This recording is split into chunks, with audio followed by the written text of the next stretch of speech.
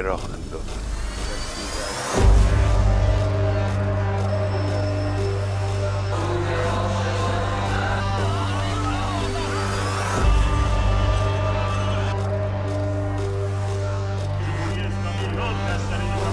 Tehran में तालिकानी street और यहां पहुंचे हैं हजारों लोग। तालिकानी स्ट्रीट पर 1979 से पहले अमेरिका का दूतावास हुआ करता था। आज भी है, लेकिन बस इमारत बाकी है, क्योंकि 46 साल पहले ईरान का जो गुस्सा अमेरिकी दूतावास पर फूटा था, आज उसी का एक और ट्रेलर तेहरान में दिखाया जा रहा है।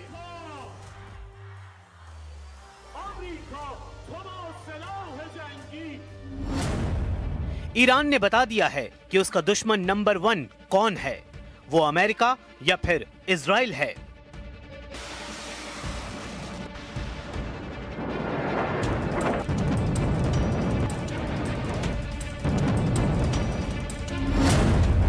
ईरान ने बता दिया है कि वो अपने दुश्मन नंबर 1 और दुश्मन नंबर 2 के साथ फिर से युद्ध के लिए पूरी ताकत के साथ तैयार है।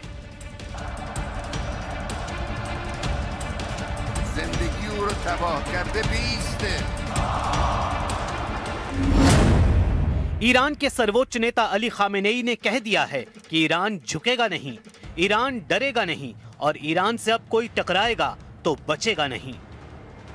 ईरान के नए तेवर को समझने के लिए वहां की राजधानी तेहरान चलिए। तेहरान के तालिकानी स्ट्रीट पर जमा हुए लोग देखिए और समझिए कि आखिर ईरान के लोग क्यों अपने दुश्मन नंबर 1 और दुश्मन नंबर 2 के खिलाफ इकट्ठा हुए हैं। इसकी पूरी डिटेल समझने के लिए देखिए कि 46 साल पहले 4 नवंबर 1979 को क्या हुआ था। सब कुछ फ्लैशबैक में है।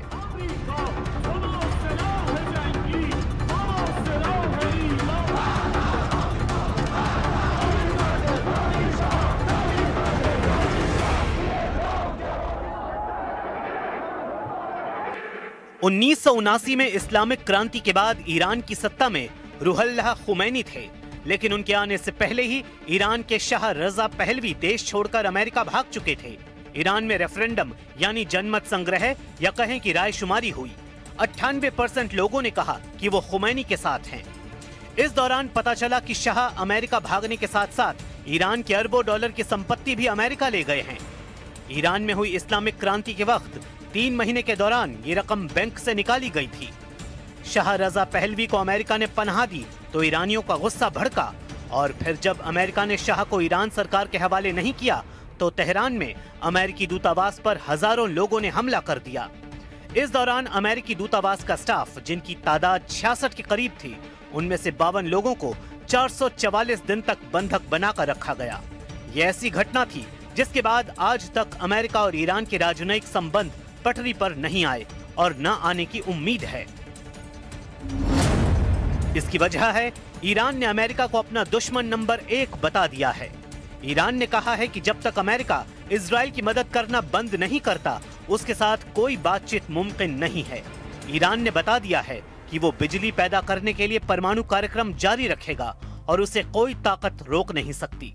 ईरान ने कह दिया है कि अब अमेरिका को खाड़ी देशों से अपने सैनिक अड्डे खत्म करने पड़ेंगे। यहां से अमेरिका को हटना होगा। अमेरिका ने जून 2025 में ईरान की मिसाइल लॉन्च होते देखी हैं। इजराइल ने ईरान की मिसाइलों से अपने शहरों को उजड़ते हुए देखा है।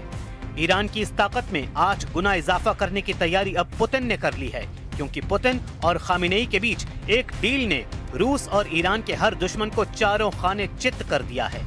इसलिए कहा जा रहा है कि ईरान को पुतिन वाली बड़ी ताकत मिलने जा रही है। खामेनेई और उनके कमांडरों का रुख देखकर साफ लग रहा है कि ना अमेरिका ना ही इजराइल के लिए ईरान से निपटना आसान होने वाला है, क्योंकि एक तरफ रूस से भारी समर्थन मिलने के बाद ईरान लगातार अमेरिका को आंख दिखा रहा है, तो दूसरी तरफ इजराइल के लिए उसने अपनी नई मिसाइल तैयार करके रखी हुई है।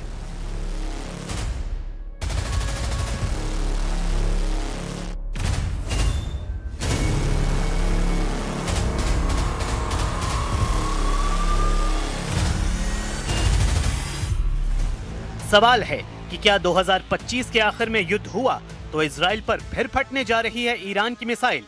क्या ईरान इजराइल के बीच हालात बिगड़े तो तेल अवीव और हाइफा में फिर इसी तरह होगा हमला? क्या ईरान की मिसाइलों के आगे फिर ढह जाएगा इजराइल का डिफेंस सिस्टम? इजराइल पर ईरान के हमले को लेकर लगातार ईरान के कमांडर चेतावनी दे रहे हैं। रिवॉल्यूशनरी गार्ड्स के नए chief major general Mohammad Pakpour ने ऐसी वार्निंग दी है कि नेतन्याहू और ट्रंप के पैरों तले जमीन खिसक जाएगी। ऐसा दावा ईरान में किया जा रहा है। कमांडर पाकपूर ने कहा है कि अगर इजराइल ने ईरान पर फिर हमला करने की गलती की तो ईरान की सेना इजराइल के लिए जहन्नुम के दरवाजे खोल देगी। मेजर जनरल पाकपूर की वार्निंग बता रही है कि ईरान ऑपरेशन ट्रू प्रॉमिस 4 को अंजाम देने के लिए पूरी तरह तैयार है। ईरान के इस बहुत ही ताकतवर कमांडर की वार्निंग डराने वाली है। सर्वोच्च नेता अली खामेनेई की चेतावनी के साथ साथ एक कमांडर ने डबल फ्रंट वाली चेतावनी दी है और कहा है कि 13 दिन के युद्ध के बाद अगला हमला दुश्मनों की जड़ें हिला देगा। जाहिर है खामेनेई और उनके कमांडरों का इशारा इजराइल और अमेरिका की तरफ है। मेजर जनरल मोहम्मद पाकपूर को मेजर जनरल हुसैन सलामी की मौत के बाद IRGC का कमांडर बनाया गया है। मेजर जनरल हुसैन सलामी की मौत 13 जून को इजराइल के हमले में हुई थी और उसके बाद से पाकपूर IRGC की कमान संभाल रहे हैं। इजराइल के खिलाफ 12 दिन तक मिसाइल अटैक करने के बाद जब युद्ध विराम हुआ तो मेजर जनरल पाकपूर ने क्या कहा था, बहुत गौर से देखिए। دستشون روی ماشه است. اگر خطایی از طرف دشمن صورت بگیره حتما مثل 12 روز گذشته مقابله مثل جانانه انجام خواهیم داد. در دفاع از این کشور ما لحظه‌ای به خودمون تردید داریم. ईरान की मिसाइल लगातार लॉन्च पैड पर तैयार है। कमांडर पाकपूर ने बहुत साफ साफ कहा कि हमारी उंगली मिसाइलों के ट्रिगर पर है और खामेनेई से भी उन्हें सिग्नल मिल चुका है कि इस बार इजराइल ने हमला किया तो कोई रहम ना दिखाया जाए। इजराइल की नई टेंशन ये है कि ईरान का दावा है कि उसने अभी तक अपनी सबसे खतरनाक मिसाइलों को इस्तेमाल नहीं किया है, लेकिन ईरान से युद्ध को लेकर अमेरिका और इजराइल से लगातार नए नए सिग्नल मिलने लगे हैं। इजराइल पर हुए हमलों में जिन मिसाइलों ने तबाही मचाई है उनकी लिस्ट देख लीजिए, क्योंकि यही अब तक नेतन्याहू के लिए सबसे बड़ी परेशानी बनी है। इनमें सबसे खतरनाक फत्ताह-1 और खैबर शिकर मिसाइल शामिल हैं। इनमें कद्र और इमाद मिसाइल भी शामिल हैं। फत्ताह हाइपरसोनिक मिसाइल की रेंज 1400 किलोमीटर है। खैबर शिकन मिसाइल की रेंज 1450 किलोमीटर है। कद्र मिसाइल की रेंज 2000 किलोमीटर तक है और इमाद मिसाइल की रेंज 1700 किलोमीटर है। मिसाइलों को लेकर ईरान की तरफ से ऐसी वार्निंग इसलिए दी जा रही है क्योंकि नेतन्याहू और ट्रंप का रुख ईरान को लेकर काफी सख्त देखा जा रहा है। If you look at the Middle East, I would say prior to us hitting Iran so hard, we could have never made that deal because you would have had a dark cloud over the Middle East when we took out their nuclear capability, which was one of the great military maneuvers of all time. It was flawless. You saw that. Trump और Netanyahu दोनों जानते हैं कि Israel पर Iran की जितनी missile गिरी, ऐसे हर धमाके ने इजराइल के मिसाइल डिफेंस सिस्टम का पुर्जा ढीला कर दिया।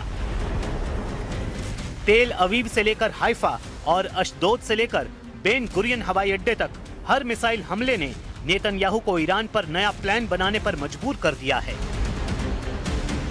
यही वजह है कि नेतन्याहू ने ईरान को घेरने के लिए अब नई तिकड़म लगाई है। नेतन्याहू कह चुके हैं कि ईरान के मिसाइल कार्यक्रम पर रोक लगनी चाहिए और उसे 480 किलोमीटर से ज्यादा रेंज की मिसाइल नहीं बनाने दिया जाए। मतलब साफ है कि नेतन्याहू ईरान की उन मिसाइलों से घबरा गए हैं जो 1500 किलोमीटर या उससे ज्यादा रेंज रखती हैं, क्योंकि ईरान और इजराइल की दूरी भी 1500 से 1800 किलोमीटर की रेंज में है। यही वजह है कि नेतन्याहू चाहते हैं कि ईरान के पास 480 किलोमीटर की रेंज वाली मिसाइल हो ताकि वो इजराइल तक न पहुंच पाएं। 13 जून को ईरान पर हमला हुआ था और उसके बाद 12 दिन तक दोनों तरफ से एक दूसरे पर हमले हुए थे। हमले दिन रात हो रहे थे। एक तरफ से फाइटर जेट तो दूसरी तरफ से बैलिस्टिक मिसाइल दागी गईं। एक तरफ नेतन्याहू ने कमान संभाली जिसमें अमेरिका से भी पूरी मदद थी, तो दूसरी तरफ ईरान के सर्वोच्च नेता अली खामेनेई ने मोर्चा संभाला और तमाम मिलिट्री लीडरशिप खत्म होने के बाद फौरन सेना की कमान नए कमांडरों के हाथों में दी और फिर 12 दिनों तक ईरान ने बता दिया कि इजराइल की शुरुआती स्ट्राइक के बाद उसकी मिसाइल पावर बरकरार है। نیروهای مسلح و صنایع نظامی ما آماده داشتن، استفاده کردن، به کار بردن، بازم دارن، لازم باشه در وقت دیگر هم ازش استفاده میکنن. ईरान के तेवर बता रहे हैं कि उसकी मिसाइलें फिर तैयार हैं और ईरान पर फिर से हमला हुआ तो तेल अवीव और हाइफा बुरी तरह दहलेगा। ये वार्निंग ईरान से लगातार आ रही है। ईरान के बड़े बड़े जनरल लगातार इजराइल को वार्निंग दे रहे हैं। ईरान बार बार ये दावा कर रहा है कि उसने 12 दिन के युद्ध में अब तक अपनी पूरी ताकत का इस्तेमाल नहीं किया है और न ही अपनी नौसेना और IRGC की कुद्स फोर्स को तैनात किया है। और अगर ईरान पर दोबारा युद्ध थोपा गया तो इसका नतीजा इजराइल की संपूर्ण तबाही होगा।